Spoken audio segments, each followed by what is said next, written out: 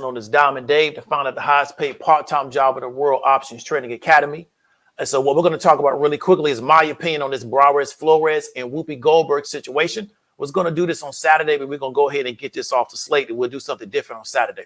So this is going to be 100% my opinion. It's going to be my perspective. But what I like to try to do is add a little bit of a different opinion on the situation based on kind of what the mainstream is talking about, because my perspective on this may be different than the mainstream, right? So in these two situations, let's go ahead and get into it. So BrianFlores was a guy who came out. He was upset at the fact that he didn't feel like he was getting a fair opportunity at getting coaching jobs in the NFL. He wanted to create a class action suit against the NFL behind that. And then also we had this issue with Whoopi Goldberg making some statements about the Holocaust, in which she had to be corrected about it. And then eventually she had to take 2 weeks off from her show on The View because the network that she was on, the actual president of the network, felt like she needed to be suspended. And in my opinion, they're kind of playing the wrong game, and we're going to kind of have to go into that. But I'm going to kind of give you my perspective on it, right? So let's go ahead and start with Mr. Flores, right? So BrianFlores is a coach. He was coaching down in Miami, come out of the New England program. And he was upset because he felt like he was no longer going to be able to coach in Miami. And through his particular application process of getting hired, he felt like he was not giving a fair opportunity. He felt like a lot of the interviews were not legitimate. They were just kind of for show. They were just kind of going through the motions. And I think that's what got him upset. And then what he decided to do now is to sue the NFL, which I think is going to be difficult. And then now put other information on the table. So let's go in and go into it real quick so we can kind of get on the same page with this particular story, and then I can give you my feedback on it. So let me share this out. Let's go to the window. And let's get right into it. So I know we're looking at the NFL playoffs, but that's not what we want to look at. So BrianFlores did this class action suit against the NFL team, accusing them of sham interviews. We talked about that, incentivizing losses. So he claimed that the owner was paying him to lose games, to tank, so they could get a quarterback, and the pressure to improperly recruit players. So he claimed the owner tried to get him to have the tamper with Tom Brady. I believe that was a quarterback. And then he also put the Dolphins, which was a team he formerly worked for, the New York Giants. He felt like they interviewed him, even though they had no desire to hire him. And the Denver Broncos, he said that when he showed up at the interview, the people there, he could tell, weren't really serious about interviewing him. Now, he wants to get into a lawsuit against the NFL. And I don't necessarily understand what the actual point of the lawsuit will be, right? So they say file a class action lawsuit. I haven't looked at the actual document, so I don't know what the grounds for the suit are. Are they discrimination against him because of the color of his skin or his national origin? I'm not 100% sure. However, this is what I don't really understand, right? BrianFlores worked for the NFL for a very long period of time. He came out of the, like I said before, he came out of the New England camp. What I don't understand is why he doesn't understand, like, this is what goes on in the NFL. That's what's confusing to me. I could understand if BrianFlores was a first-year coach, and maybe he was trying to move from being a special teams guy, to assistant special teams coach, to a quality control coach, and maybe to move into a higher internal position. He felt like he didn't get a fair shake. But BrianFlores has been coaching in the NFL for an extended period of time. What I don't understand is how come he don't notice how they play ball in the NFL. And so for him now to come out and say, well, you know what? They're doing 1, 2, 3, 4, 5, 6. I don't understand why now it's a problem. I'm not justifying what they're doing. What I don't understand is why now is it an issue, right? And so I also don't understand what they did illegal, right? So maybe he does have grounds for a discriminatory suit, because he may be able to prove, based on some kind of documentation that he has, to where he can prove they discriminated against him because of the color of his skin or national origin or ethnicity or, whatever you want to call it. But we got to see that. But by doing it a class action suit, normally what that means is that you're expecting other people to get involved, because then now you got a kind of like a critical mass of people. And I think that can be difficult, right? I think it can be difficult to get other coaches to step up and say this, because Flores' situation, I don't think Flores is going to be able to get another job in the NFL. Now, he might get some money, but I don't think he's going to be the coach in the NFL again. I just don't, right? And so I'm not 100% sure what he wants the result of all of this to be. Now, I'm not saying that he should put his job of what he thinks is right. I'm not saying that. What I'm saying is that I don't know where they think they're going to end up with this at the end of the road. Like, how does this end, right, when this is over with? Because I'm a big person that likes to think that way. When this is at its final result, where does this thing look like? Are we just doing it because of how we feel at the moment, but we haven't really thought about what do we want the end of this to look like? So I would ask Mr. Flores, when this is all over and done with, where do you want to be? Right? That's what I would ask him. Where do you want to be when this is all over and done with? And that's the question. Now, this is one of the biggest issues I have with the lawsuit. I don't understand how you're going to be able to create a narrative around you not being hired because you're black, because they have the Rooney Rule in effect in the NFL, and we're going to talk about what that is. The way the Rooney Rule is created, yes, they're supposed to do it in good faith, but it's going to be very difficult to prove that they didn't do it in good faith because that's going to be very subjective. What I don't like about the Rooney Rule is that there's really not so let me roll that back. In the NFL, they don't have a process to how they hire coaches. They hire the coach based on who they want the coach to be. So if they don't have a process on how they hire the coach, right, then they don't have a process on how they hire black coaches or what they call minority coaches. So they was always hiring coaches based on how they felt or who they felt was going to be the best person for the job, or whose parent may be able to put a good word in. However it goes, it was very subjective from the gate. It was very qualitative from the gate. The Rooney Rule is not going to change that. Therefore, I don't understand why we're supposed to believe that, well, because they got the Rooney Rule, it's going to change how they hire coaches. Years ago, there was a guy, and it might have been Bieniemy, because Bieniemy been trying to get a head coaching job for like the past 5 years, if not longer. Might have been Bieniemy. I know he coached for Minnesota. He might also coach for Seattle at one time, but I know he did coach for Minnesota. And it was an article about how we all knew who they were going to hire, but they called him in just to interview. And I was telling somebody on the internet, I wouldn't even have went to that interview because I already know who they was going to put in for that job. But somebody was like, oh, he got a free trip, yada, yada, yada. But to me, the Rooney Rule creates an environment in which they never going to be serious about hiring you, but we got to just bring you in and interview you because we've agreed to it as part of the Rooney Rule. That's the issue. And one of the biggest issues is that when you don't have, so let's just keep it a buck. Anytime you go to interview on a job, they don't care about your credentials. They don't care about your education, and they don't necessarily care about your credentials. What they're trying to do is interview you to figure out where you work for the workplace culture, right? No job cares about these things. They use those as a requirement to get the interview. And then on the interview, what they're trying to do is figure out, will you work for the culture of this environment? And if you can convince them that you work for the culture of that environment, they may hire you. If you can't convince them, they may not hire you. Now, yes, jobs have federal employment regulations that they have to adhere to. But once they get past that, they're going to put in that job who they want to put in that job based on the culture that they're trying to build. No job has it to where we only can hire people that have yada, yada, yada, because anybody that's worked long enough know that you get jobs and you'll have people working a job that shouldn't even be there, but they work in there because they wanted them people on that job. That's why they work in there today. It's not going to be any different for the NFL. And therefore, I don't think that they really can justify what they're trying to say, but you never know once the lawyers put their argument together.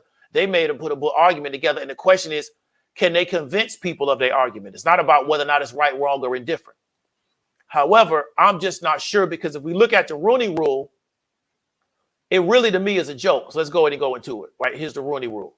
So the Rooney Rule says clubs must interview at least 2 diverse candidates from the Career Development Advisory Panel, a diverse candidate not already employed by the club, right? Clubs must conduct an in-person interview, right, with at least 1 external minority, candidate for any GM or head coaching interview. Clubs must continue to consider multiple diverse candidates. Clubs must maintain complete records and provide them to the league upon the commissioner's request. So they got to keep record keeping that they're doing this. And if the final decision maker is involved from the beginning of the hiring process, they must be involved through the conclusion of the process. That's it. That's all they got to do. And it's supposed to create additional interviews for diverse candidates to be identified, interviewed, and ultimately hired when a vacancy becomes available. So now here's the issue. If the NFL as an organization wanted to make sure that black candidates actually got hired, they would just make a quota system. But they're not going to be able to do that, right? They're not going to be able to do that. So what they try to do to put a good face on this is to say, well, we're going to create this process to consider quote unquote minority candidates for these jobs. The question I want to ask you is this, what I've been telling black people for the longest. If somebody got to create a quota for you to get a job, they don't want you working there. Because we know that, see, this is, so now let's really get into it. So y'all might not know who John Thompson is. Let me see, can I find John Thompson picture real quick? So John Thompson was the coach of Georgetown, right? Something John Thompson taught me, right, from way back in the day, is that he said it was his goal, right, to make it to where black people, right, can, I think we got it up. So now it was his goal to make it to where black people can fail and it be all right. And one of the biggest issues you have is that black people really are not allowed to fail at anything. So they get one shot. And then if it don't work, they out because they didn't really want you there in the first place. And what you can a lot of times see with coaches, especially black coaches, is they get a really short leash. So one, they got to be really good and they got to have really, really good credentials or really good referrals to get in. And then they get a really short leash. And then if they're not able to perform at a really high level in the short amount of time they give it, they say, well, you know what, that just proves you couldn't coach, and they get thrown by the wayside. Well, with Anglo coaches, a lot of them come in, they don't have a track record, right? They never really coached nowhere and did nothing with their career. We're not talking about the guys that get brought in because of nepotism. I'm talking about the guys who don't have a family that's already coaching in the NFL. They come in, they really don't have a strong track record. They really aren't known to be really good at anything specifically. And then when they get in, they get a long recycle where they lose this job, they pop up somewhere else. They lose that job, they pop up somewhere else. They lose that job, they pop up somewhere else. Where with the black coaches, if it don't work, they literally try to get you up out of the NFL. It don't mean that you got to go back to being sometimes they just try to get you out. And so I think that's the issue, is that the Rooney Rule was designed to make it to where black coaches get, how do you say, considered for these positions, but in reality, they probably don't want you at that position. And here's one of the biggest issues. When you're dealing with an NFL organization, people don't really understand how the NFL works. And I had a guy, I was watching his YouTube video, and he was talking about how, well, this is this libertarian template that they try to put on everything, which really doesn't work in real life. It's like theoretical. So the theoretical libertarian template is that, well, you know what? If the black coach is qualified and they don't hire him, they'll lose games, which hurts their business model. But what people don't understand is that the NFL is not really a competitive league. That's going to be a shocker to a lot of people. The NFL is not a competitive league. Well, David, what do you mean by that? Money in the NFL is guaranteed by the TV contract. So with the money being guaranteed by the TV contract, the two best teams right now in the NFL are going to be the Rams and going to be the Bengals. Quiet as kept. It's crazy that the Bengals in the Super Bowl. But the Dolphins, the Lions, the New Jersey Jets, the Cleveland Browns, their TV money is going to be the exact same as the TV money of the Bengals and the Rams. Therefore, you do not have a competitive league. Why? Because if I'm running a team and I don't care if my team ever wins a game, I get the same cut of the TV deal that the best team gets. So I'm not being starved of TV money because of lack of performance. It ain't like Major League Baseball. It's not like the NBA where you can cut local TV deals. NFL don't allow that. Everybody cuts a TV deal. You want to negotiate, you got to go to the NFL office. You cut a deal, the deal get broken down. They break the pie down. That's why it was weird to me that Limbaugh wanted to be inside the NFL when he tried to buy that team about 10 years ago. He tried to get into the Rams deal back when they was in St. Louis. Because really it's socialism. So how come the standard bearer of conservatism wants to get into a deal where we take $100 million and we cut it up evenly amongst these 33 teams, regardless of how well the team does? Here's another thing people don't know about the NFL. They give you a salary cap.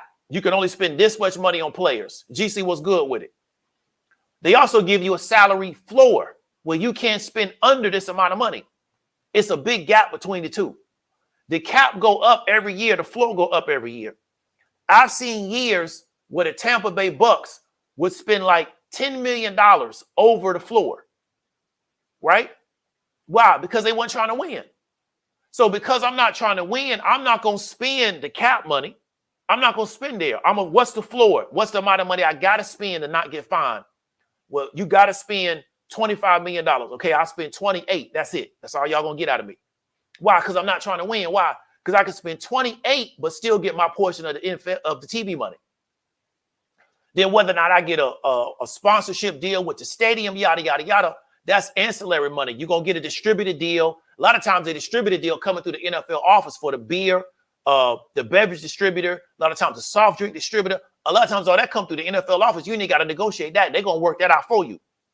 But you can get some control over your stadium. But that's not where the real money's coming from. The real money in the NFL is from the television deal. That's where the real money's at. Television deal is split down evenly for everybody. So what people don't understand is that this narrative to where, if they don't sign the black coach, that means they're not going to be competitive, and then therefore it's going to hurt them because they're not signing the most competitive person. That would be under the impression that they are really out here to compete to win the Super Bowl. Well, why would I need to do that if I'm going to get the same amount of money? Right? So the NFL really low key is guaranteed money. You got to pay a lot of money to get in the deal, but the top teams push the whole NFL up. So over the past 20 years, who've been the top teams in the NFL? The Patriots, the Ravens, the Steelers. Seattle had a little bit of a run.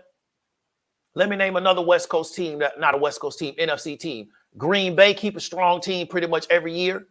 But it's been those top teams. Karinga, don't say the Cowboys, man. Cowboys ain't won a Super Bowl since 94, 95. But they a big name team, but we know they don't win. And we're going to go, that's what I'm talking about. They don't win, but they a big name team. So it's been these top teams that's holding the NFL up. But you know what? Everybody getting the same TV deal. So Cleveland getting the same deal that the Cowboys getting. Let me explain something to you, Karinga, and I'm not trying to be disrespectful to you, but I want you to understand something. If the Cowboys could cut their own TV deal, they could get a ridiculous amount of money just to come to them. But the NFL won't let them do that. The NFL tell you everybody got to cut the same deal. And then we just going to break the deal down. So a lot of teams don't care if they win games. And that's what Flores was talking about. They don't care. Their job is to convince the fan base that we trying to get the fans to show up at the games so they don't get a TV blackout on the games because they get part of the beverage sales. They can get part of the food sales. They got the name and sponsorship coming out, yada, yada, yada. So that's what people don't understand is that the NFL is not necessarily all throughout a TV deal, right? It's not all throughout a competitive league. So GL Boogie says the Cowboys have their own deal. They don't get NFL money. Okay, I would have to research that because I didn't know that the Cowboys has their own TV deal. They don't get any NFL money. So I would need to research that. From my understanding, is everybody gets the same TV money. Because I would ask, what network does the Cowboy have to where they get their TV money on? Because like in the NBA, you got a local network that shows NBA games. They also get shown nationally televised. And then when they have a simultaneous national televised game and local network game, right? When it's simultaneous, they cut off the national television and they just show the local network. because I came up in the Orlando area. We had Sunshine, which would show the Magic. But when the Magic was also being showed on TNT in the same game, they would cut off the TNT game and Sunshine would get precedent. Why? Because they paid the Magic directly for that TV deal. So I would need to go research to show that the Cowboys got a TV deal that's separate than the whole NFL, because from my understanding, one person gets the deal and they break it down to the rest of the team. So I would need to go research that. So it's really not a competitive league based under that particular structure. So it don't matter who they sign, right, as a coach. Well, we got to sign a black coach that's going to help us win games. Don't matter. They're going to get paid regardless. So that's the first thing. The second thing is this. You cannot tell a guy that's worth billions of dollars who he going to hire. It's not going to work that way. Billionaires don't like people telling them what to do, right? They don't like people telling them what to do. Therefore, I don't understand how you're going to tell a billionaire, you got to hire this black coach because we got a metric to show he's the best coach. He want to hire who he want to hire.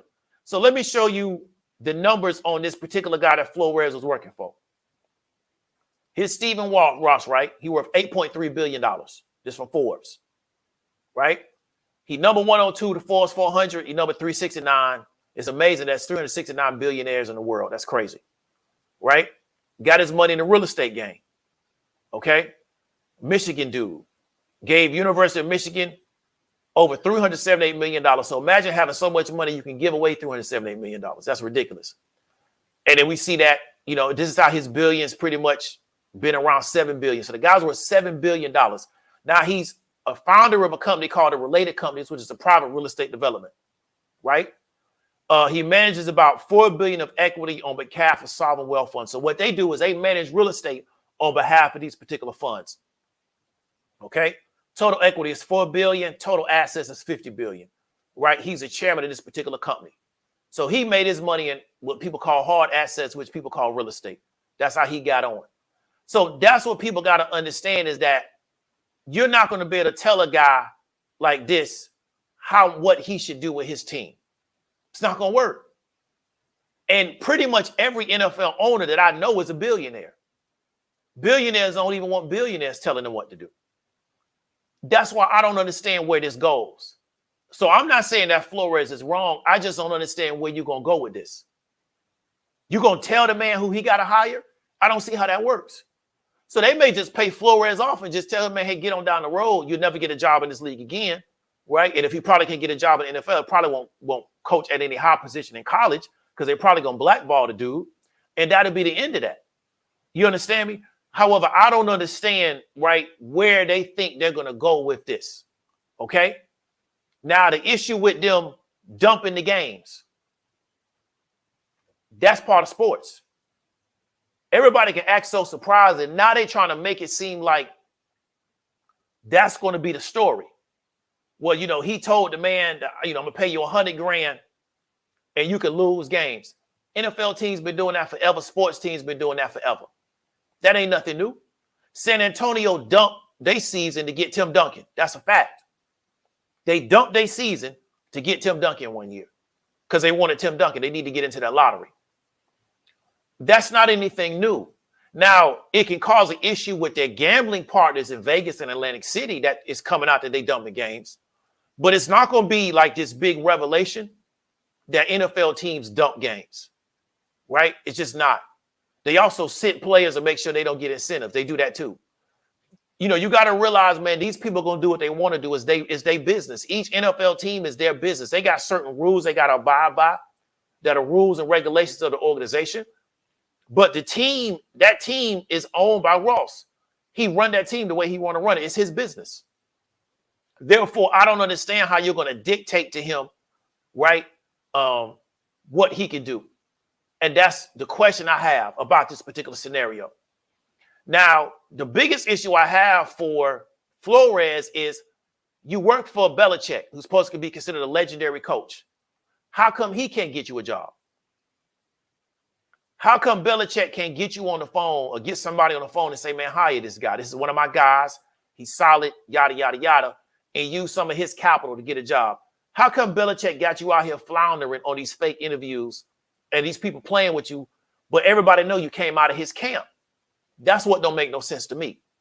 So it's something going on to where you have these black coaches that are being played with, and they can't get the deal. They can't get in. And nobody will vouch for the guy and say how to do. Because you would think by now Belichick can get you a job. I mean, I would assume he could. And that's what's really interesting. Now, I'm from the Tampa area. If y'all know Tony Dungy, there was a time where pretty much every black coach in the NFL except for Dennis Green came out of Tampa Bay. People don't know that Tomlin came out of Tampa Bay. Caldwell, who should have a job. Y'all think Flores got done wrong. They really did Caldwell bad, right? Caldwell should have an NFL job, but they don't care, right? They really did Caldwell bad. Caldwell, to me, is a better coach than Flores. He don't have a job. And Lovie Smith came out of Tampa Bay. So there was a time where every black coach in the league except Dennis Green came out of the Tampa Bay program. And my bad, Marv Lewis, right, in Cincinnati. But pretty much a lot of the black coaches came out of Tampa Bay. Tony Dungy produced a lot of black coaches. But Tony Dungy was telling people to hire these coaches. So he told Caldwell, he told Indianapolis to hire Caldwell when he was getting ready to leave up out of there. He told him, this is the guy you need to hire. So that's why I don't understand why Belichick won't get on the phone and call people up and tell them, y'all need to hire this dude. He's the right guy for the job. But maybe he feel like he don't want to get involved in that. Therefore, I don't really see where Flores takes this situation, because I don't understand how you're going to tell a billionaire who has a privately owned business who has black people working for him. So we know they got all these black players. So you can't say they don't hire black people. They have black employees. They just not going to hire you to be a coach. And I don't know what you're supposed to do about that, because the man don't have to let you coach for his team.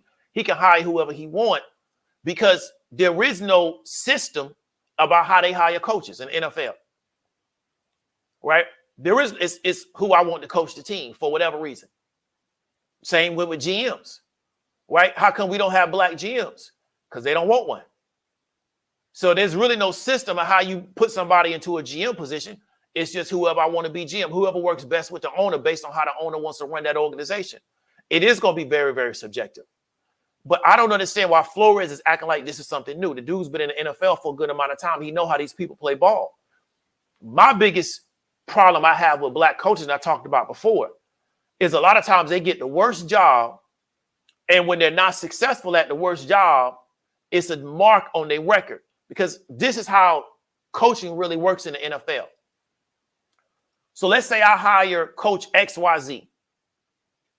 He's a black coach. I don't really care whether or not he's successful or not, because like I told you, I'm going to get the same TV money as everybody else. I just need to put a coach in this position. So with an Anglo coach who I'm really bullish on, and now I want to win the Super Bowl, I got black coach XYZ, and I tell him, I'm going to give you like $1.5 million a year to coach my team, which is low compared to the rest of the coaches. I'm going to give you like $1.5 million, right? That's how they did Raheem Morris when he was in Tampa. They gave him nothing. The reason why that hurts him is because he now got to find staff, right? He got to go find staff. His staff can't make more than him. So it's Coach XYZ, right? I'm coaching in Tampa. I'm one of the best defensive coordinators in the league, right? I done brought the 46 defense back. You know what I'm saying? We knocking people out of games the whole 9 yards. I'm down in Tampa working for Bruce Arians, and I make $2 million a year working for Bruce Arians. Why I'm going to come work for Coach XYZ and make less than $1.5 million a year to work for him when I'm already making $2 million a year working for Bruce Arians? So how does he put his staff together? Because his staff got to make less than him. So when you're a black coach and they put you in these positions and then they don't pay you, they don't capitalize you, how do you put a staff together? Then you already on a bad team, right? So then everything is against you. Then when you can't figure out how to create a miracle out of nothing and make it work, then they say, well, you know what? That's why we don't hire them, because it don't work. See how you get set up to be a failure? So to me, I wouldn't even deal with it. I wouldn't even want to coach, because I don't want to keep getting put in position to be unsuccessful. And then If I can't figure it out, you say, well, you know what? That's why we don't hire you. Then if I do figure it out, like Tony Dungy, soon as we get to the position where we're going to win, they get me out of there and they go bring in an Anglo coach, because that's how they did Dungy. I wouldn't even want to deal with that. So me, I just won't have nothing to do with it. This is what I want you to understand. So let me show you something with this screenshot real quick. Where is this at? Okay, so no, that's not it. Okay, so look at the NFL playoffs. This is a divisional round. Bengals, Titans, Packers, 49ers, Rams, Buccaneers, Chiefs, and Bills. You see these teams right here? These are 8 of the best managed teams in the NFL. It's the reason why these teams are in the divisional round. Why? Because they're very well managed. Now the Bengals and me slipped in because the division was weak, but they did enough to get in that divisional round, right? But the Titans are a very well-managed organization. 49ers are a very well-managed organization.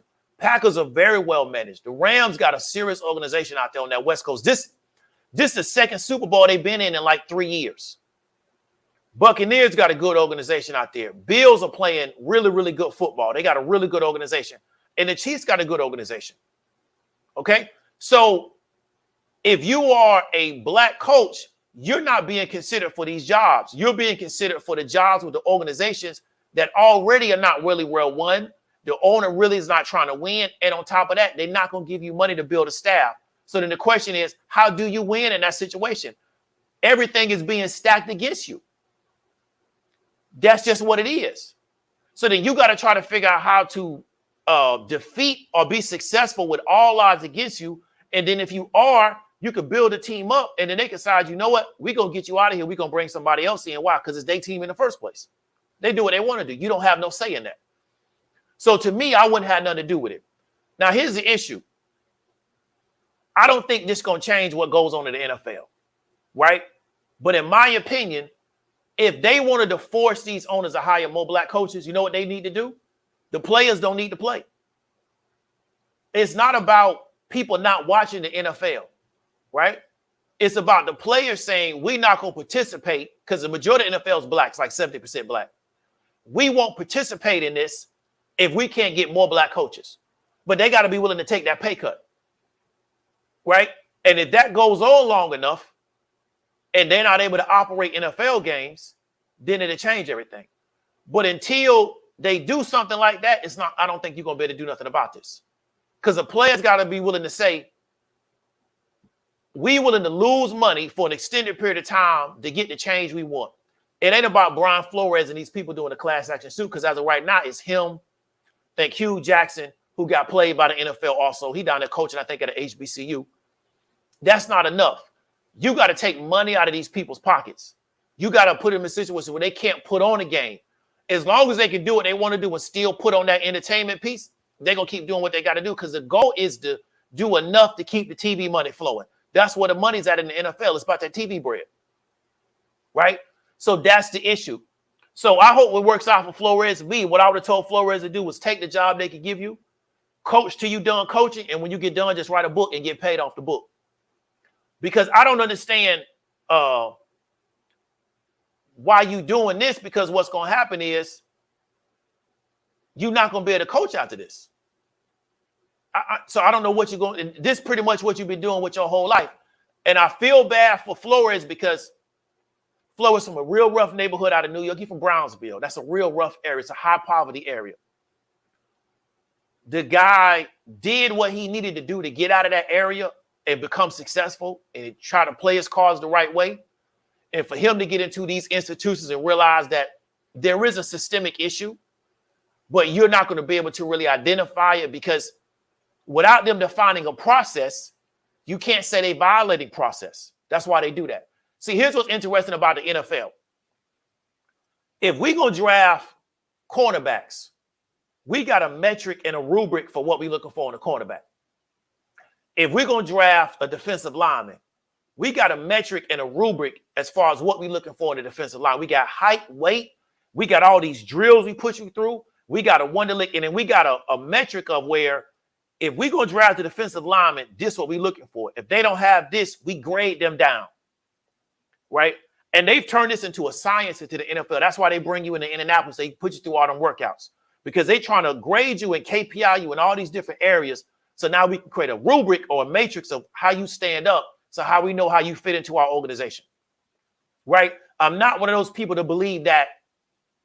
I do believe you draft best talent available, but I don't believe you draft somebody that don't fit into your scheme unless you feel like they so good you're going to change your scheme to make them work.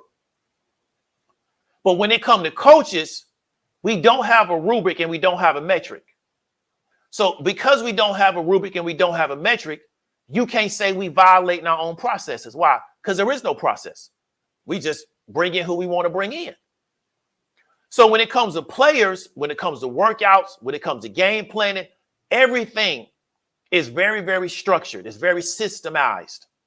When it comes to hiring coaches, it's very much old boys network. And that's just how it is. So you're going to always fall victim to this stuff because you can't never go against them and say, well, you know, you're not holding up to your own standards or your own policies or your own procedures. Why? Because there is no policy and procedure. It's just we do what we want to do. So because that's the case, I don't understand what they're going to do about it. But that's my opinion. So I wish the man the best, but I think he sunk his career. And I would have told him not to do that. You got 3 kids and a wife. Get your money, and when you're done coaching, write a book. They might make a movie out of the book, and you get some more money out of the book, and you just keep going down the road. Because you're not going to be able to stop guys that's worth $7 billion from hiring who they want to hire unless you can prove that there's something egregious going on. And most guys worth $7 billion, they smart enough not to play themselves out of the game. Right? It's hard to be worth $7 billion in business and you going to do things that's going to play you out of the game. Because this guy said that he going to go against Flores because he felt like his name and yada, yada, yada is being attacked.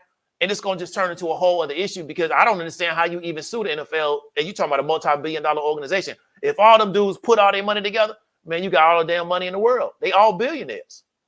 So, but I wish the man the best. He's built himself out of a very rough part of a country in an area that is really rough. Brownsville is a very rough area. They got some of the worst poverty, health issues in the country, especially New York City. So I just wish the man the best, but I wouldn't have recommended he do this, but that's how it is. Okay, so Kareem David, let me get you out of here real quick. And I want to tell you to be blessings to you. So let's go into this next issue with Whoopi, right? So we talked about that issue. So we're going to combine both these issues. So Whoopi works on this particular show called The View, right? And they was talking about the Holocaust. And so I'm getting this particular issue from the Jerusalem Post. And she said that the genocide, you know, the genocide that took place around the 30s and the 40s in Germany, dealing with Jewish people, was not about race. It was about man's inhumanity to man. And it involved 2 white groups of people. Anti-Defamation League took offense to that. They came out against it. And they wanted They wanted Whoopi to correct herself, right? She did it. Also went on another show. She corrected herself again. However, ABC chose to suspend her for 2 weeks, right? Now, you got to understand, and this is what I want people to understand. The way in which they did this shows that this group of people has a level of power to do something. And I want people to understand, because we as, what you want to call them, black people, ADOS, FBA, indigenous people, whatever you want to call them, original people, I want people to understand what they have the ability to do. And it's something that we have not been taught to do, right? There's a narrative around the Holocaust that is supposed to be spoken. And if you break out of the narrative, you're going to be rebuked, you're going to be corrected, and you may even be punished. There's a narrative around a certain group of people in the world, and if you publicly break that narrative, you're going to be rebuked, you're going to be corrected, and you can even be punished. There was a guy, he got a big YouTube platform, he got a big social media platform. It was threatened to take this guy's show away from him because he allowed somebody to come on one of his shows and they went against that narrative.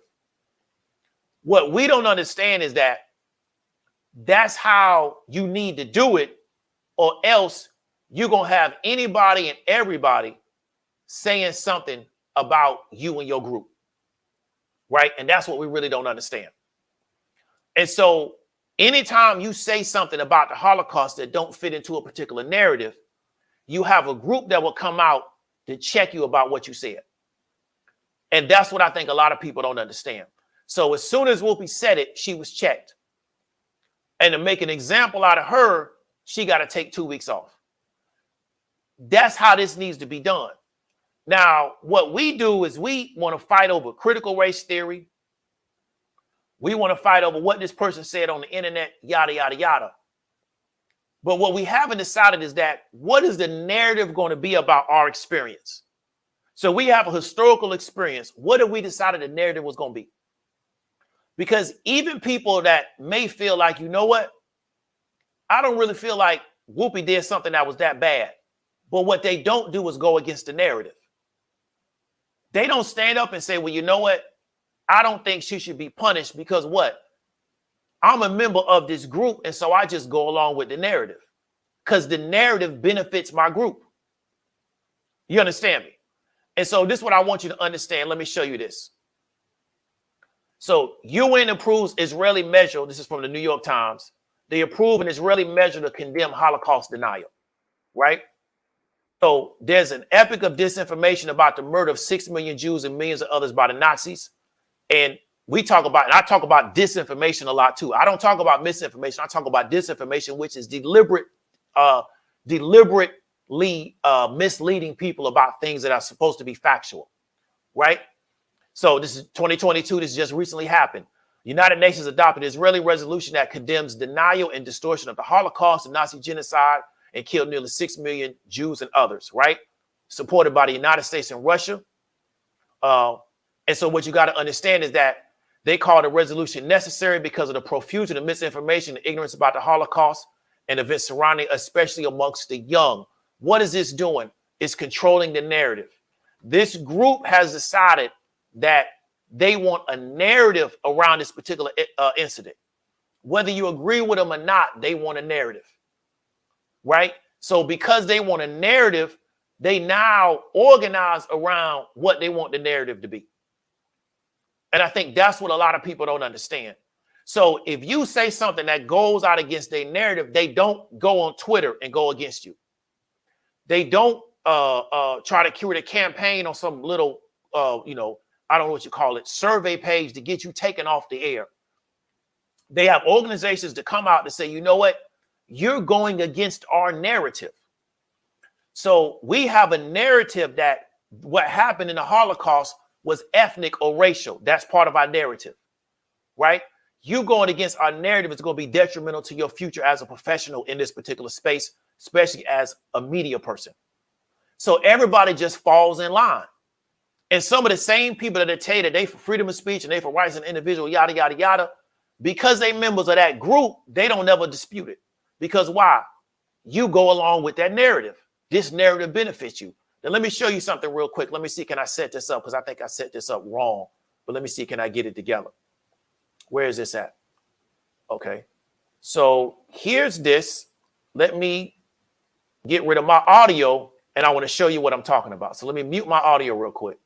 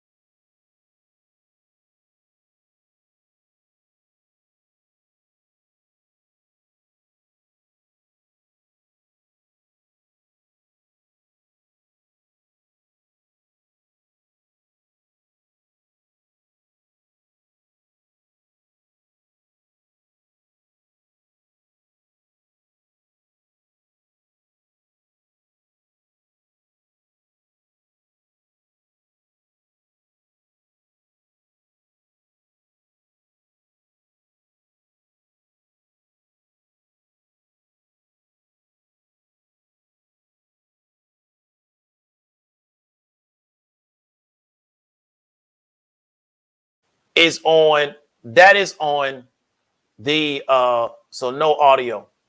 Okay, so we ain't gonna trip on that. So what I'll do is I'll describe it because I think it's on the wrong.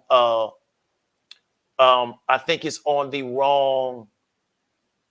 I need to have it on YouTube, not on the whatchamacallit. I need to have it on YouTube. I got it on Google. So I'll describe it, right? What this video was describing was the fact that this woman said that they wanted to get rid of Black History Month, right? Because they felt like it wasn't beneficial and it wasn't necessary, right?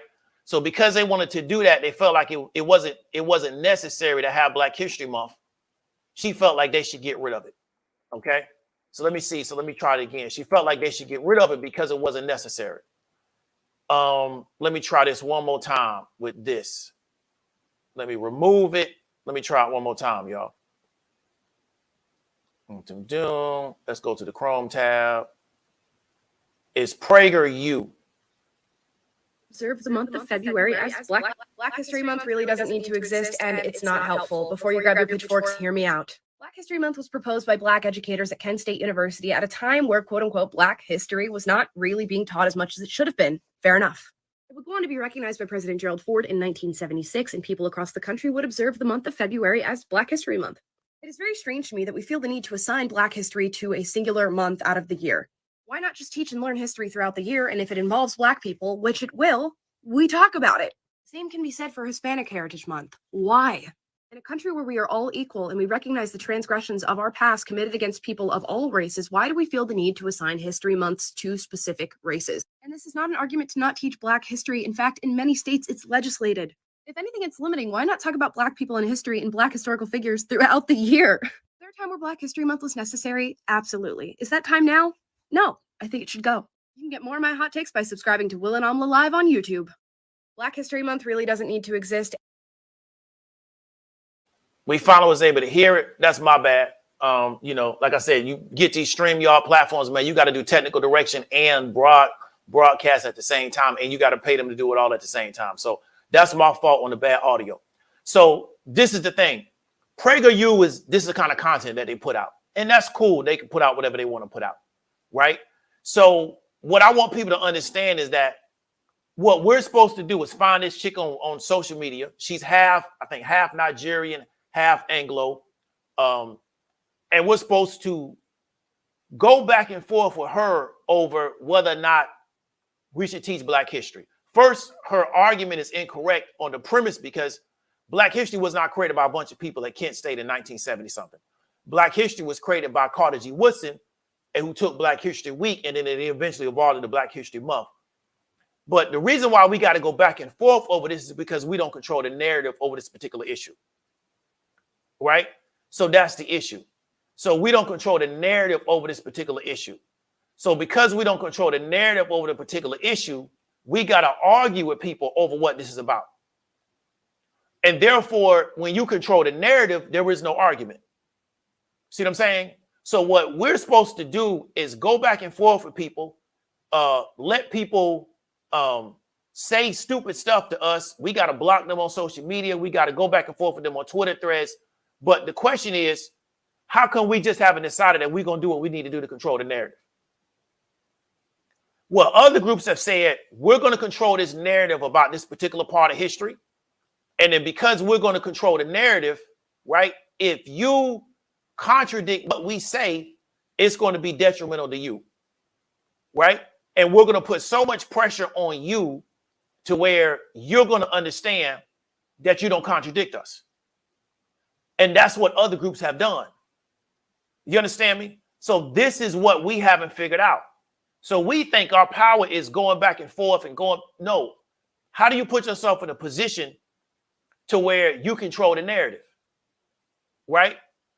And then once you control the narrative, whatever somebody says that you think contradicts the narrative, you now can go against them to where, you know what, either you say this the way we wanted to say it, or you don't say anything about it.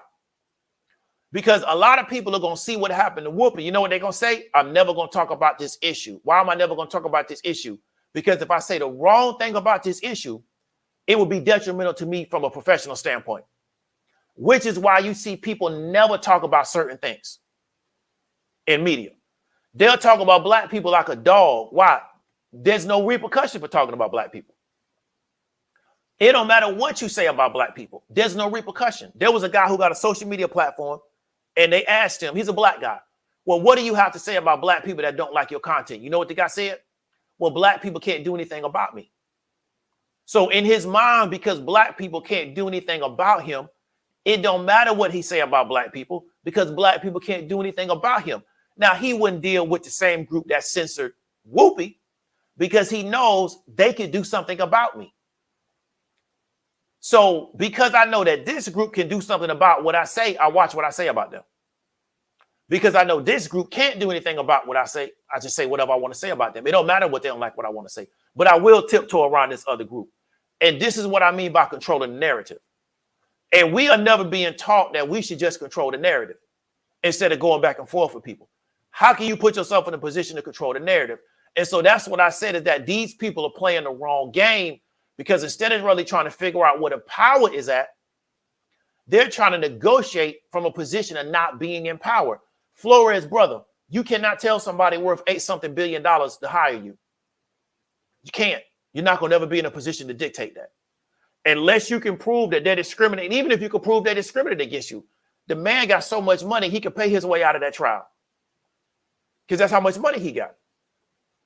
Whoopi can't say what she wants to say about certain groups and then get mad or try to correct it. You just better not to talk about it. Because why? The moment you say the wrong thing, they're not going to be understanding with you. Why?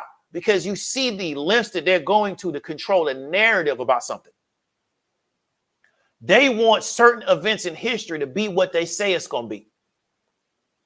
Let me give an example.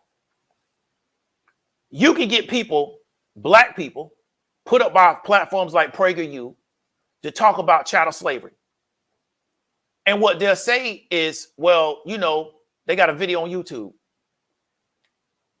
Chattel slavery involved all these other people. So therefore, everybody's involved in chattel slavery. That's the narrative that they're trying to create. Right? That's their narrative.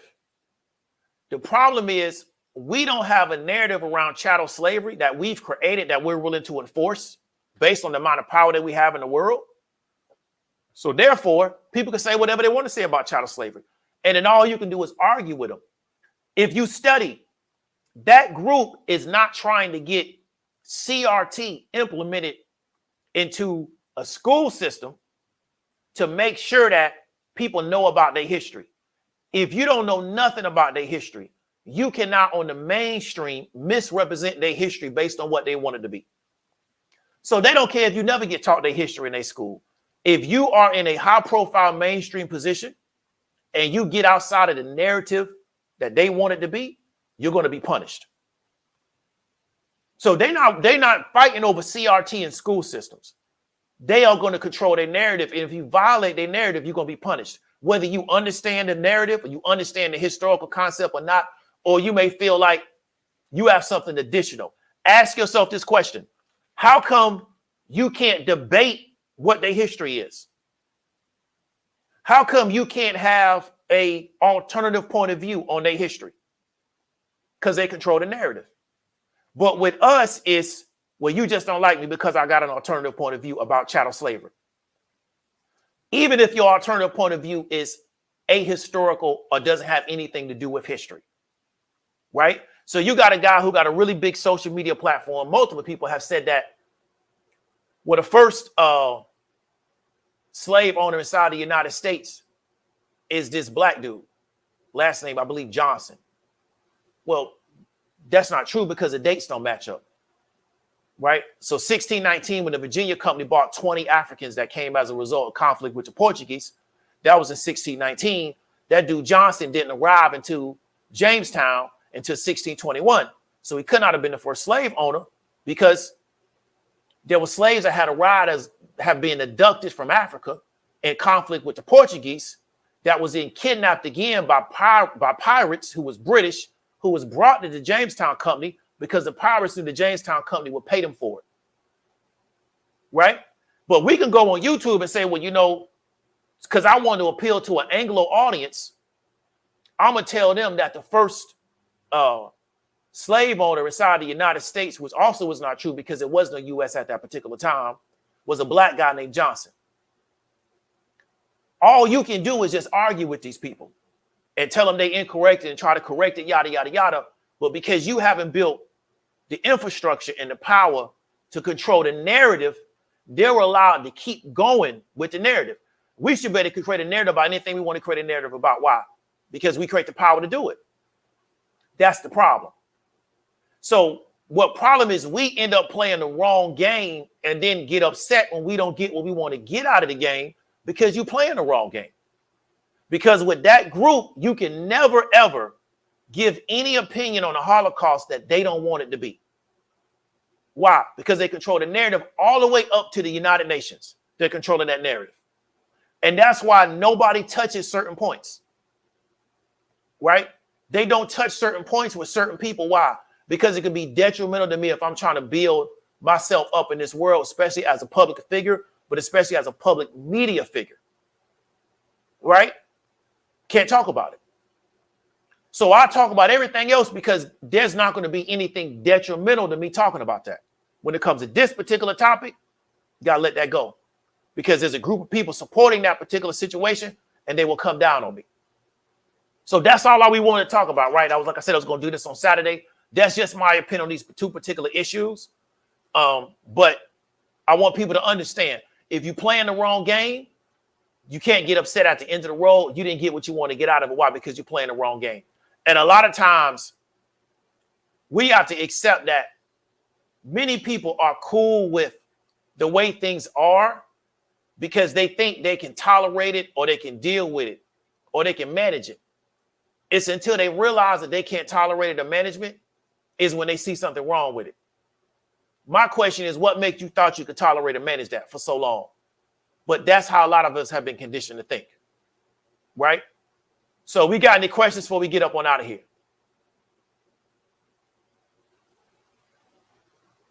Yeah, she did. Right, she did. That's happened. Right? Definitely. But that's how it goes.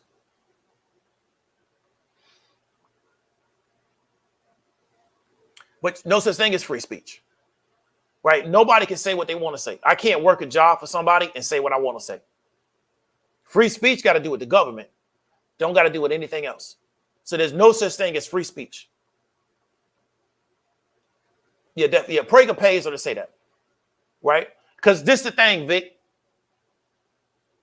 Prager puts these young women on their platform because young women do well in media. That's just my opinion.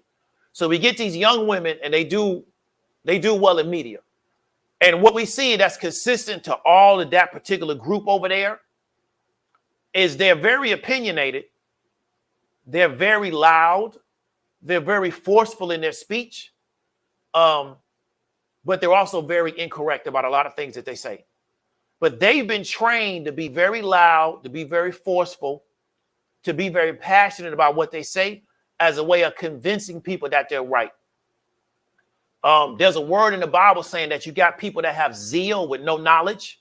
And that's what you see with that group over there.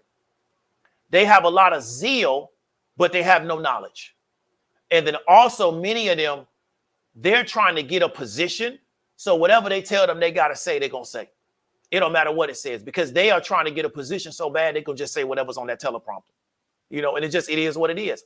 I'm not even mad at her because I know the game that, that's being played over there. Right? So I'm not even mad at her. She's just a pawn in their game. Yeah, he does. But it's a gang of them out there. Yeah, they like Breitbart. I mean, it's all the same little niche. You know what I'm saying? Breitbart, Prager, the Daily Wire. It's all the same little niche. And they do their thing. That it is whatever. But a lot of times when it comes to, we talked about this with Glenn Beck last weekend. They're very incorrect with their facts, but they know how to say something very convincingly. So it sounds good, but it's not true.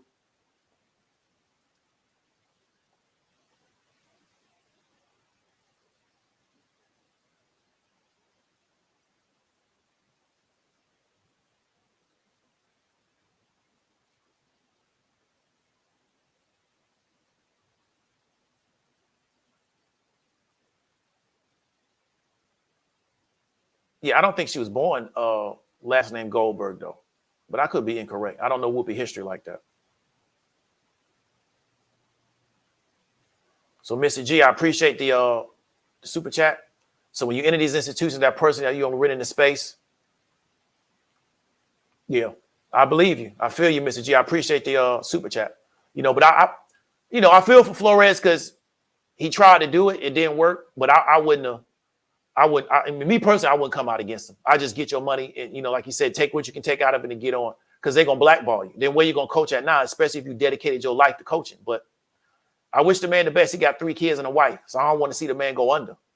Because at the end of the day, you gotta support yourself. But I appreciate the comment in the super chat.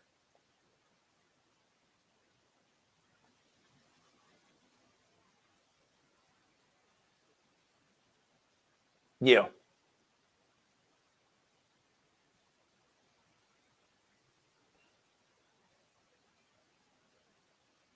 Spygate, Bountygate, Deflategate, Neilgate. I don't know what changes they brought. I don't know. They might have brought some changes. I don't know what changes they really brought. Most of the changes I've seen has been in how players actually have to play the game. No, they're not. They're not even close. The NFL, they so tight with money. It's crazy. Because you can't even get a big deal till 4 years in, irregardless of your draft position. Because, I think the Bucks drafted a guy damn near 10 years ago. They paid a guy like $40 million right out of college. That was the last class. He came out that same class with Sue. That's the last class that got money like that. They put a stop to that. They was giving them boys too much money straight out of school. Yeah, they did. They did it to Mark Jackson. He built that team. Yeah, he did. The guy that came in after him did terrible. So they got rid of Caldwell to bring in a guy from the New England program, and the guy did terrible. But that's what they got rid of Caldwell. And Caldwell still ain't had an NFL job since then.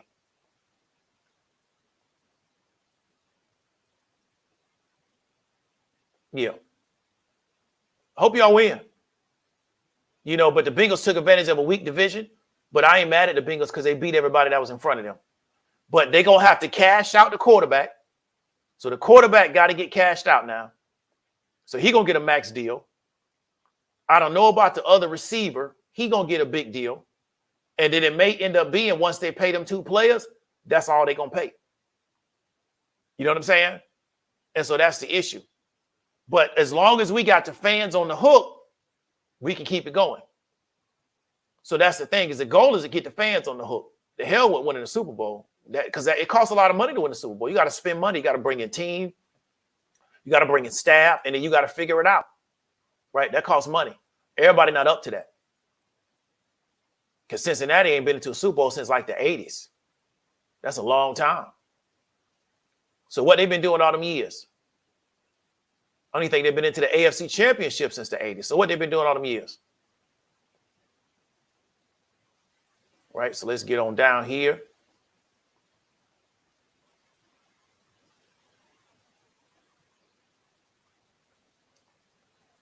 Yeah, but the issue of groove theory, and this is what I say about people with sports leagues. I don't think you can beat the NFL doing what the NFL does. That's the issue, right? I don't think you can beat the NBA doing what the NBA does. Then the question is, how do you pay these people? Right? So if I can never pay you what you was making in the NFL or the NBA, I now got to expect you to take a pay cut to play for me. So, no disrespect to Dr. Claude Hennessy. He's a very intelligent person. He got some good ideas. But I just think if a guy can make $30 million playing in the NBA and he don't have any issues playing in the NBA, I'm supposed to try to get him to come play for me to make less money. I don't know why he would do that, because you only got a limited amount of time in which you can be a professional athlete. And I think that's why you're not going to get to change in the NFL, because if the guys sit out, we're taking away from their amount of time to be professional athletes. If they got to sit out a year to try to bring in more black coaches, that's a year they can't play. Average NFL career is 3.5 years. So for a lot of them guys, we taking a year out of their 3.5 years. So now they got 2.5 years to work with. That's why I think they're not going to do it. You know, as a professional athlete, you're operating on such a short time span. You really should maximize your time. Try to get as much money as you can while you're playing. Why? You're not going to play a long time anyway. Most guys is out of professional sports by the time they're 30. So they got their whole life in front of them.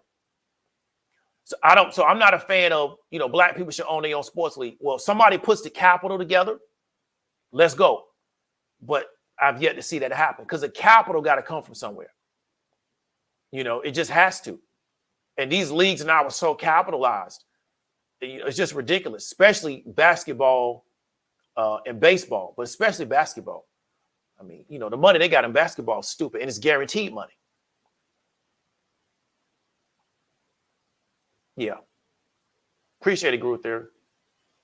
So, Kareem, I appreciate the super sticker. Yeah, I mean, he might not agree with it. I didn't agree with everything Kaepernick did. So I might have been felt like, you know what, it's better for me just not to say nothing than to criticize him. You know, I didn't agree with everything Kaepernick did. You know, that was the thing. I didn't really understand what Kaepernick's platform was. I just, you know, I really didn't get it. Like I said before, is that I think the real power in the NFL is not playing. I don't know what you're going to do with those people if you can't cut their money off, which means you're going to cut your money off. But I don't, because this is the thing, Suzanne. The players standing for the statue of whatever you want to call it, the Pledge of Allegiance, my bad. That's something that they was doing via the Department of Defense as like a patriotism thing. The players don't have to do that. They can do that and have the players in the locker room and then bring the players out and make them play. They did that as part of their marketing. So to me, the solution to the problem was real easy. Take all the players, put them in the locker room, let the fans do whatever they want to do, bring out the soldiers, have the F-16s fly through, have the SEALs jump out of the helicopter, whatever, cool. Y'all do that. The players is in the locker room. Then when they go through that ceremony, a ritual, because really it is a ritual, when they go through that ritual, then we bring the players out and we play the game. But it was good marketing to have the players out there while they're going through this ritual. But to me, the solution was real easy. Just put the players in the locker room. But that, for some reason, that was too hard for the NFL. They wanted to keep the players out there because even if people didn't like it, they watched it so they could see that they didn't watch it, which did what? Brought in more TV money. But the solution was real easy. I'm going to put everybody in the locker room. Y'all do whatever ritual y'all want to do when y'all in, and then when we get done, I'm going to bring the players out. We're going to play football. Because the thing about me, I'm not the average NFL fan. I'm only there to watch football. I don't care about nothing else. I don't care about that guy's personal life. I don't care. You, the employer, if you feel like he did something that's going to violate team rules, get him off the team. I only care about what he do on the field. Other than that, I do not care. I don't. So I don't care if they stand for the flag, they don't stand for the flag. If they doing a cartwheel doing the flag, I don't care because I'm only there to watch football because I'm a football fan. I'm not a fan of nothing else. All right? Same thing with basketball. I'm not a fan of nothing else, but I'm not the scale. The scale of the NFL was we got to bring in people that don't really want to watch football. They want to watch everything else, you know, and that's the scale. The scale's not with people like me that's only there to watch football.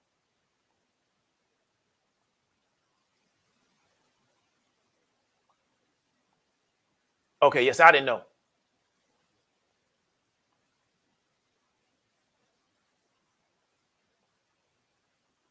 Yeah. That's a class. That's a class. They got Bradford. I think it was Sue. And then it was the guy that went to Tampa. Right? And so I think Bradford got like 50. Sue got like 40 something. I think the guy that went to Tampa got like 30 up front. That's the last class they let do that. After that, they came in with that 4-year structure. Because they were paying them dudes too much money. And the cap was just going to keep going. He was going to have a dude, because that's what I said. I think Cam came out after that.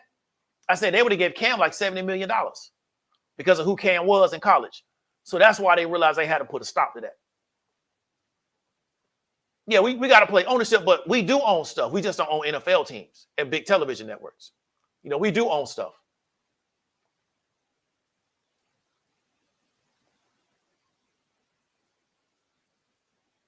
Yeah, I mean, it's rigged.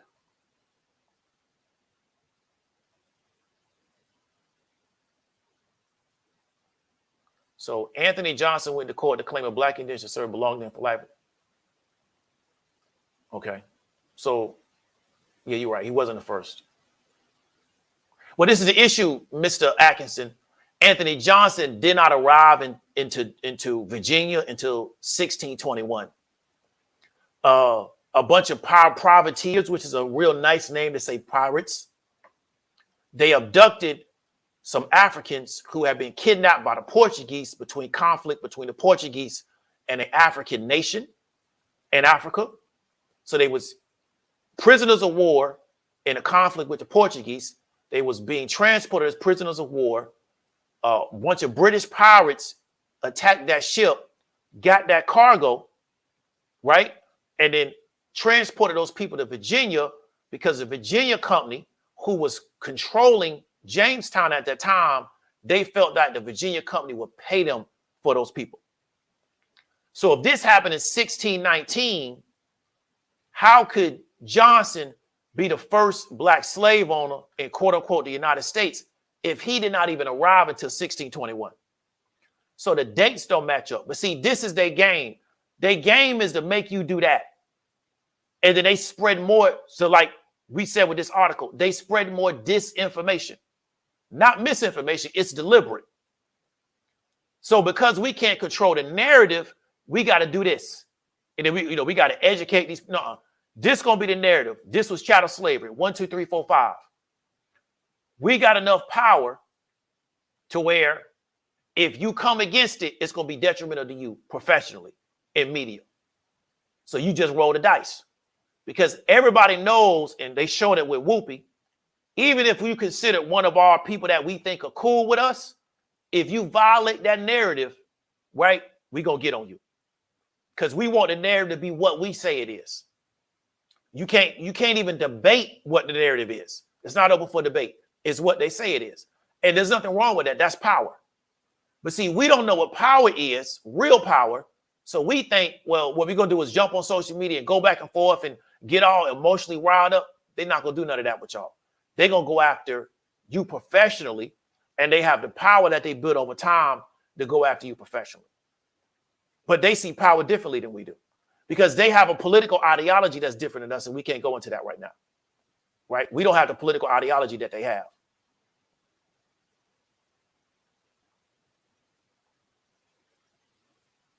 Yeah, but Mr. North, the whole NFC, the whole AFC North, collapsed this year. The Steelers is done. They got a new quarterback. They got to get a new quarterback. The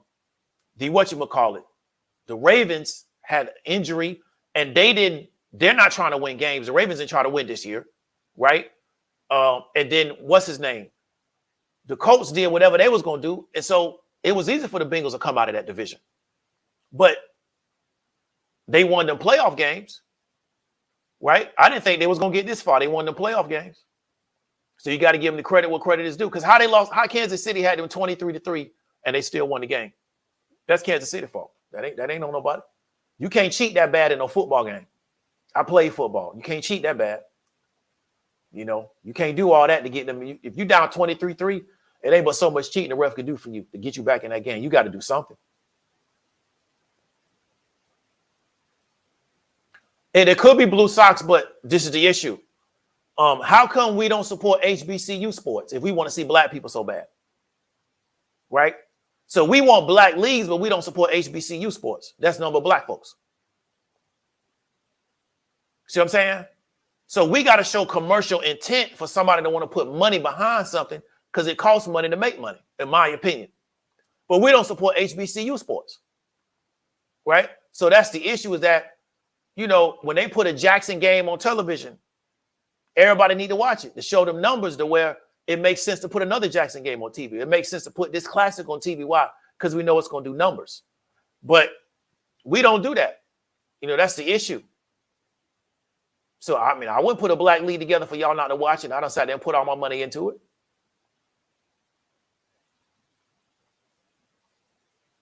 How they going to force a bunch of billionaires to do something?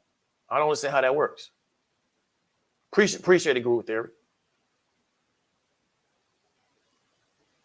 It is a ritual, but a lot of things are ritual. So I don't say ritual as it's something negative. A lot of things are rituals. Many things are rituals that, you're just not aware of it. So I don't say ritual as if it's something negative. It is a ritual, though, just based on the definition of a ritual. It's not anything negative, but it is a ritual.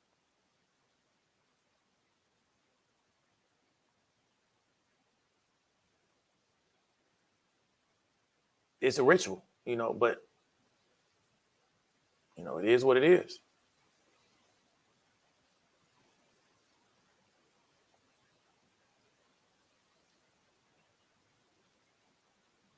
Yes, that's 100% correct.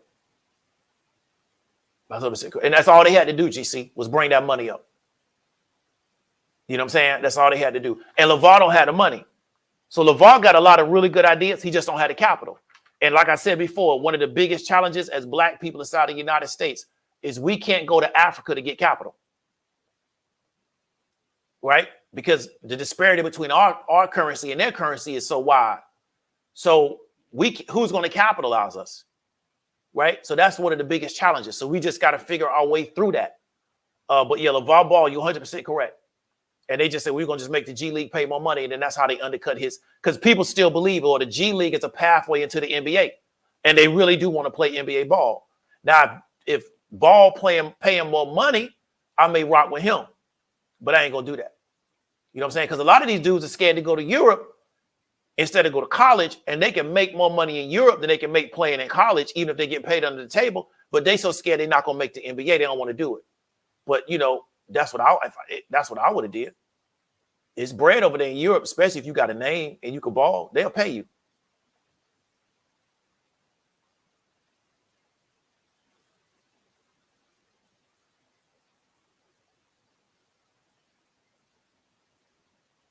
Who did the Patriots play after 9/11? I think they played the Panthers. That was a good game. That was a good game. No problem, Mark Brand. Appreciate the super chat. I don't know what Dame Dash be violating, man. I ain't seen Dame Dash do something in a minute.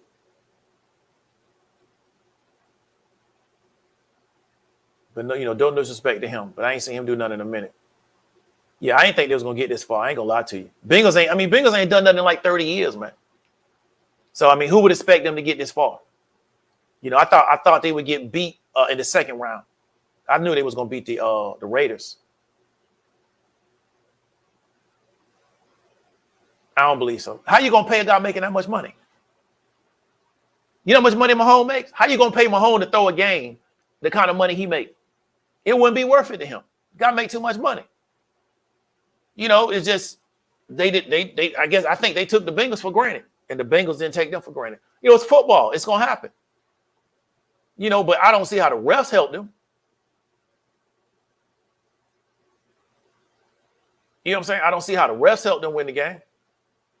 But anything can happen. It may come out that, Mahomes like to gamble or something. That's happened before.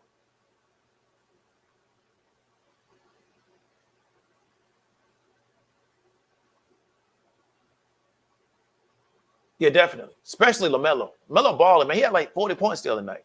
Like, dude could play for real. He didn't play in college at all. You know what I'm saying? Okay. Well, Perry, how much money he got up front? How much they broke him off up front to sign the deal? Because that's the only guaranteed money. So what that on front bread look like?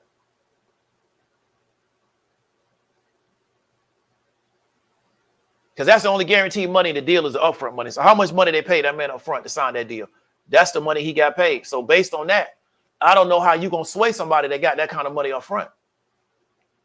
To throw a game, unless he, maybe he need money, though. I don't know, because I don't know his lifestyle. But see, this is the thing. Bucks, let me ask you a question. Who was going to beat the Bucks that year? The Raiders? Don't see it happening.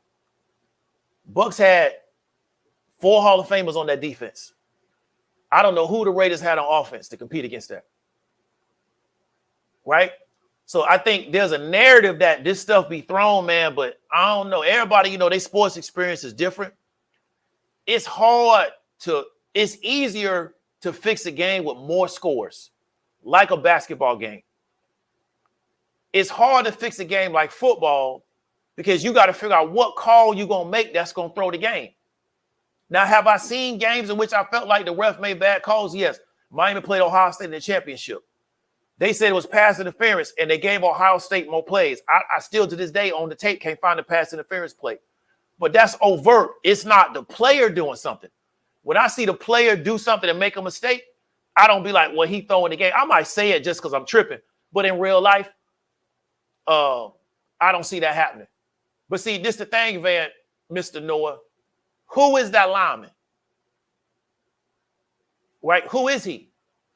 And was he going to be able to stop what the Bucs was doing defensively? So we know who Sappy is, Hall of Famer.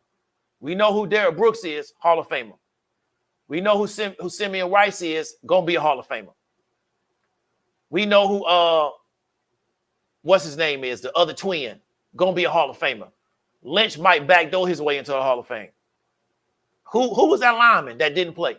Because the NFL team got, especially on their front line, they got depth. They not depending on no one person to play ball. You know what I'm saying? Every line, they got depth. So I don't buy that he didn't play and the whole offense just collapsed. Nah, I ain't buying that. Maybe if it was the quarterback, I would buy that. But I don't buy that this one center didn't show up. And so because a center didn't show up, the whole defense just went, the whole offense just went to shit in the Super Bowl. I don't believe that. I know football too well. And I'm not disrespecting you. I know football too well to know better than that. Left tackle, maybe. Right? We got a left tackle. We matching him up with a premier edge rusher. And then, you know what I'm saying? He don't show up and it throw off the timing of the quarterback because he rushed now because he think he going to get sacked. And now they start collapsing the pocket. Not a center.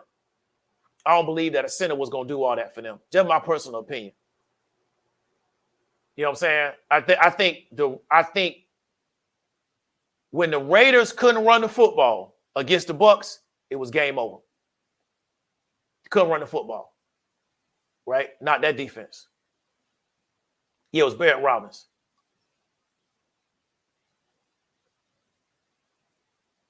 It was rigged. Was it rigged when he was playing or was it rigged when he got out? So when he was playing, was it rigged? Was it rigged when he left? Just like Steph Curry's wife said that the NBA was rigged, but it wasn't rigged when they made her husband the MVP. Then when they started making calls against her husband and they lost a game in the playoffs, she tweeted that the NBA is rigged. Was it rigged when they made your husband the MVP? It was rigged then. It was rigged when you didn't like something that they did. That's always interesting to me, right? So when Dwight Smith, who played for the Bucs, was it rigged when he was playing for the Bucs and he won that Super Bowl, or was it rigged when he got out? That's the question I want to know, right? When you won that Super Bowl ring, was it rigged then or was it rigged when you left? That's all of a sudden it turned rigged. Because you should have never took that Super Bowl if it was rigged then, bro.